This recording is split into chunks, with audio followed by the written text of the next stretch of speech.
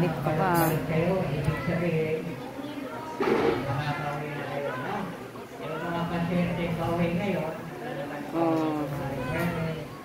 siguro naman po, balot-balot na kayo. Nawala ang pag-iyak mo ha. Alam na alam mong kinukuha ka ng video. Ano, artistahin? Nahiya ka pa ha. Nahiya siya nung binidyo ko. Hindi na umiyak. Artistahin mo to?